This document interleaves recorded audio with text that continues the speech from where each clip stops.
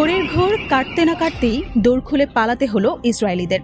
২১তম দফায় ইরানের ছোড়া ক্ষেপণাস্ত্র কেড়ে নিল তাদের শান্তির ঘুম। ঘোরের মধ্যেই লাখ লাখ ইসরায়েলিকে ছুটতে হলো বাংকারে। আগ্রাসনের প্রতিক্রিয়ায় ইরান ইসরায়েলে নতুন করে বিমান হামলা চালিয়েছে। ইসরায়েলের উস্কানিমূলক আগ্রাসন তেহরানকে তার দেশ ও জনগণের সুরক্ষার জন্য আঘাত হানতে বাধ্য করেছে। এই প্রতিশোধের অংশ হিসেবে ইরান সোমবার সকালে অধিকৃত অঞ্চলে নতুন করে ক্ষেপণাস্ত্র নিক্ষেপ করেছে। ইসরায়েলের অব্যাহত উস্কানি এবং ইরানের ভূখণ্ডে হামলার প্রতিক্রিয়ায় এই পদক্ষেপ নেওয়া হয়েছে, যা ইরানের আত্মরক্ষার অধিকারের অংশ বলেই তেহরান দাবি করছে। ইসলামিক রেভলিউশনারি গার্ড কোয়ার জানিয়েছে, ইসরায়েলের সামরিক লক্ষ্যবস্তু এবং সামরিক শিল্পের বিরুদ্ধে ক্ষেপণাস্ত্র হামলার সংখ্যা ও কার্যকারিতা বাড়ানোর পরিকল্পনা রয়েছে। ইরানের মূল লক্ষ্য ইসরায়েলের সামরিক সক্ষমতাকে দুর্বল করা এবং ভবিষ্যতে এমন আগ্রাসন চালানো থেকে বিরত থাকা। ইরান স্পষ্ট করে দিয়েছে যে তাদের সামরিক অভিযান লক্ষ্যভিত্তিক এবং বেসামরিক নাগরিকদের লক্ষ্যবস্তু করা হচ্ছে না।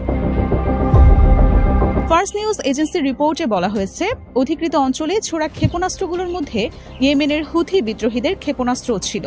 ইসরায়েলি এমার্জেন্সি পরিষেবা বিভাগ জানিয়েছে, আশ্রয় কেন্দ্রে পৌঁছানোর ভিড় এবং তাড়াহুড়ার কারণে বেশ কয়েকজন আহত হওয়ার খবরও পাওয়া গেছে। এ ধরনের পরিস্থিতি সাধারণত আতঙ্ক এবং বিশৃঙ্খলার কারণেই ঘটে থাকে।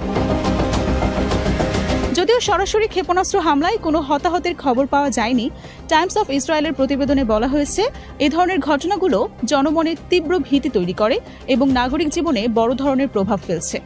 ইরান জানিয়েছে, এই হামলা ইসরায়েলি শাসনের বিরুদ্ধে চালানো অপারেশন ট্রু প্রমিস 3-র ২১তম ধাপ।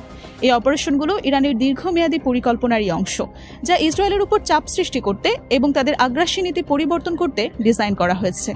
ইরানের সামরিক মুখপাত্ররা এই অপারেশনগুলোকে প্রতিরক্ষামূলক এবং প্রতিশোধমূলক বলেই অভিহিত করেছেন।